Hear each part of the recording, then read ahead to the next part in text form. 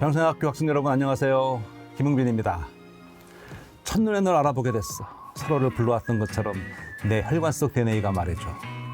이 모든 건 우연이 아니니까. 운명을 찾는 둘이니까. DNA. 뭔지 아시겠어요? 채널 돌리지 말고. K-팝의 선두주자 BTS의 노래 제목 DNA의 가사였습니다. 야, DNA란 노래가 있어요. DNA 하면 떠오르는 게 뭐 유전물질, 유전자 한번 떠오르실 거예요. 그럼 DNA와 유전자 같은 건가요? 다른 건가요? 비슷한가요? 한번 살펴보시죠. 1953년 4월 25일 그 저명 학술지 네이처에 이 생물학을 넘어서 인류의 삶을 가히 혁명적으로 바꿔놓은 한 쪽짜리 논문이 발표되었습니다. 바로 신비에 쌓여있던 생명의 본질, DNA 구조가 밝혀진 것이죠. 사실 생물학은 물리학이나 화학처럼 다른 자연과학에 비해서 이 개별 분과 학문으로서 정립이 좀 늦었어요. 그리고 이 생명의 현상이라는 건 너무나 신비해서 우리가 어떻게 설명하기 어려운 어떤 신비에 휩싸여 있었습니다. 그런데 1953년에 그 생명의 본질이 되는 이 DNA 구조가 밝혀지면서 생물학은 이제 한 단계 도약을 해서 발전을 하게 돼요. 동시에 이제 분자 생물학이 탄생하게 되고요. 이 역사적인 논문의 저자인 왓슨과 크릭은 1962년에 노벨 생리의학상을 받았습니다. 그런데 공동 수상자가 한 명 더 있어요. 그 논문에는 이름이 올라 있지 않지만 윌킨스라는 사람이 올라 있습니다. 왜? 이 사람도 DNA 구조 규명에 이바지한 그 공헌을 인정받았기 때문이죠. 하지만 말이죠. 이런 영예가 온전히 이들 세 사람만의 노력을 이어진 건 아닙니다. 적어도 우리는 한 명의 과학자를 더 기억해야 합니다. 현재 영국에 있는 킹스 칼리지 런던에 가면은요, 프랭클린 윌킨스 관이라는 건물이 있답니다. DNA 구조 연구를 선도했던 두 과학자의 실험실이 있던 곳이에요. 네, 윌킨스는 방금 설명드린 대로 노벨상을 받았습니다. 근데 그 앞에 있는 프랭클린은 어디로 갔을까요? 네, 안타깝게도 로잘린드 프랭클린은 1958년에 향년 37세로 요절하고 말았습니다. 난소암 때문이었어요. 당시에 엑스선, 엑스레이를 갖고선 실험을 많이 했고요. 엑스선 회절법의 전문가였거든요. 아마도 수많은 실험 과정에서 엑스선에 과도하게 노출된 게 이 난소암에 걸리게 된 원인이 아닐까 그렇게 추측을 합니다. 이 엑스선 회절법을 이용하면은요, 해당 물질을 이루는 원자사의 공간을 추정할 수 있고요. 엑스선이 나오는 각도를 측정하게 되면 그 분자 구조를 우리가 추측할 수가 있어요.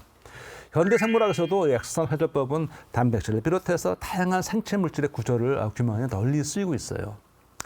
그런데 이게 이 고인에게는 노벨상을 수여하지 않는다는 이 할리몬의 원칙 때문에 프랭클린이 노벨상을 받지 못했습니다. 참 안타깝습니다. 그래서 제가 이 안타까움을 달래고 DNA 관련 개념을 흥미롭게 전하고자 제 경험담을 소개하는 걸로 분위기를 한번 바꿔보겠습니다. 제가 이제 일반 대중 강연을 하다 보면 질문을 많이 받는데 사실 이 대학교 학생들보다 일반인들 질문이 정말 예리한 게 많아요. 근데 한 번은 어떤 분이 이런 질문을 하셨어요. 중년 여성이었는데요. 여성분이 DNA와 유전자는 같은 건가라고 질문을 하셨어요. 그래서 제가 나름 좀 유머러스하게 재밌게 답하려고 그게 말이죠. 같기도 하고 아니기도 하죠. 근데 그분이 성격이 급한 것 같아요. 그 말을 하자마자 아니 기면 기고 아니면 아닌 거지 뭐 과학하는 사람이 뭐 그렇게 모호하게 말하냐고 이렇게 하는 거여서 내가 너무 당황해갖고 잠시만요. 잠시 한 다음에 제가 제 말씀 들어보시라고 그랬어요. 자, 여러분 다 같이 생각해 보시자고요. 옛날에 세포를 먼저 발견했고요. 처음에 그냥 빈 방인 줄 알았어요. 현미형이 좋아하시니까 방 속에 뭐 하나 더 있네, 둥그런 게 좀 크네, 중요해 보이네. 그래서 뭐라 불렀어요? 중요하니까 핵이 된 거예요. 시간이 지났어요. 핵 안에 뭐가 들었지? 산이 들었네? 그래서 된 게 핵산. 나중에 봤더니 핵산이 두 가지예요. DNA, RNA. 그렇게 된 거예요. 핵 안에 뭐가 들었느냐? 사람은 23쌍의 염색체가 들었죠. 네, 46개의 염색체가 있습니다. 지금 입고 있는 옷이 모두 같은 천으로 돼 있다고 가정을 하시자고요. 제가 이제 셔츠도 입고 바지 입고 양말, 뭐 속옷 다 입고 있잖아요. 네. 그럼 바로 그 천에 해당하는 게 DNA입니다. 바로 각각의 우리 옷, 상의, 하의, 뭐 속옷, 양말 이런 것들은 뭐에 비유할 수 있느냐? 염색체에, 개별 염색체에 비유할 수 있습니다. 우리가 입고 있는 옷에는요, 주머니도 있고 단추도 있고 뭐 깃도 있고 여러 기능성 장식품들이 있잖아요. 그 각각을 뭐에 들 수 있냐? 바로 그게 각각의 유전자에 해당하는 거예요. 그러니까 염색체에는 여러 유전자가 있는 것이죠. 자, 정리해 보자면 염색체의 특정 부위가 유전자예요. 그리고 이를 이루는 물질적인 실체가 DNA예요. 그러니까 어때요? DNA와 유전자 같기도 하고 아니기도 하고. 그렇죠. 그리고 우리가 있는 모든 것을 다 합친 거, 그게 유전체죠. 네. 우리 핵을 옷장에 비유하면은요, 우리 인간은 옷장 안에 46벌, 똑같은 거 2벌씩이에요. 46벌의 옷을 가지고 있는 셈이죠. DNA는 현대 생물학의 아이콘입니다. 21세기 생물학은 사실 수많은 유전자와 단백질, 화물 사이로 오가는 상호작용 네트워크를 규명해서 생명 현상을 밝히려고 애쓰고 있어요. 생명을 정의하는 건 어렵습니다. 심지어 생물학 교과서도 이렇게 나옵니다. 생명은, 라이프는 한 문장으로 정의할 수 없다. 수천 년 동안 철학자도 그렇고 많이 고민해서 생명이란 무엇인가 아직까지도 확실한 정의가 없습니다. 하지만 정의를 할 수 있어요. 단 앞에 수식어를 보셔야 됩니다. 분자 생물학적으로 보자면 생명이란 DNA에서 RNA를 거쳐 단백질로 흘러가는 정보의 흐름이라고 정의해 볼 수도 있습니다. 우리 인체를 한번 숲에 비유해 보겠습니다. 생물학 초기에 옛날에는 멀리서 숲을 바라보기만 했어요. 우리가 알 수 있는 게 뭐가 있습니까? 형태 보고요. 해부 정도 해보고요. 네. 그러다가 이제 현미경을 발달하면서 세포를 알게 됐죠. 어떤 거죠? 숲을 이제 밖에서만 보다가 숲 안으로 한 발짝 들어놓고 조금 안으로 들어가면서 시간이 지나면서 숲을 헤집고 다녔습니다. 많은 과학자들이 다닙니다 보니까 길이 생겼죠. 그때 지식이 축적이 됐습니다. 길이 생겨났고요. 마침내 2000년대에 들어서면서 우리가 휴먼 게놈 프로젝트, 인간 유전체 사업이 완성이 됐습니다. 초안은 2000년에 나왔고요. 완성된 거는 2003년입니다. 이거는 생물학에서 기념비적인 일입니다. 이제 우리는 숲 밖에 나왔습니다. 하지만 우리 손엔 뭐가 있죠? 바로 인간 유전체 지도를 갖고 숲을 바라보고 있습니다. 같이 바라보고 상황이 다릅니다. 이제 숲의 나무의 흔들림, 그 움직임을 지도를 보면서 알 수 있어요. 아, 지금 무슨 일이 일어날 수 있겠구나.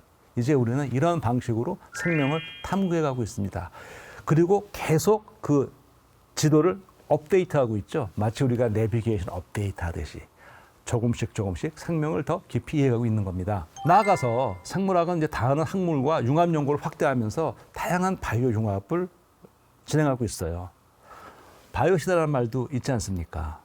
의학 분야에서만 봐도 제가 강의에서 말씀드린 것만 해도 마이크로바이옴 치료제라든지 또는 항생제 내성을 물리치기 위한 새로운 치료제 개발이라든지 그런 연구를 하고 있고요. 환경 분야에서도 오심종기처럼 생물 연료를 이용을 해서 기후 탄력적인 그런 연료 개발하려고 기술을 개발하고 있습니다.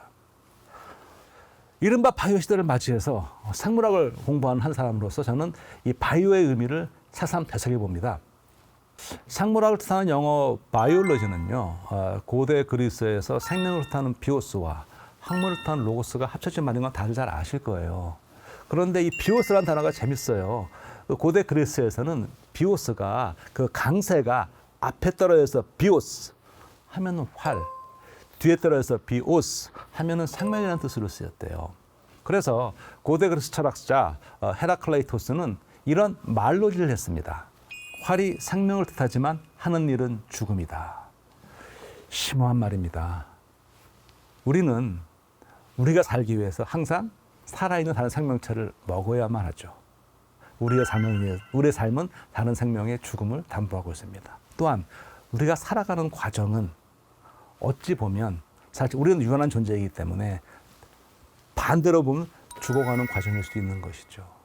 이 옛 철학자는 이런 언어 유희를 통해서 생명과 죽음이 실상 하나라는 그런 진실을 알고자 했던 것이죠. 저는 요즘 이 생물의 변형과 복제를 넘어서서 이제 거의 새로운 생명을 거의 창조까지 할 수 있는 그런 생물학 기술의 발전을 보면서 그 21세기 생물학에서 이 바이오의 이 야누스적인 활과 생명의 이 야누스적인 얼굴을 언뜻 복원합니다. 바이오 기술은 인류에게 큰 행복을 선사할 거라는 그런 기대가 있어요. 장밋빛 미래도 있습니다. 한편으로는 예상치 못한 재앙이 닥칠 수 있다는 그런 우려도 있습니다.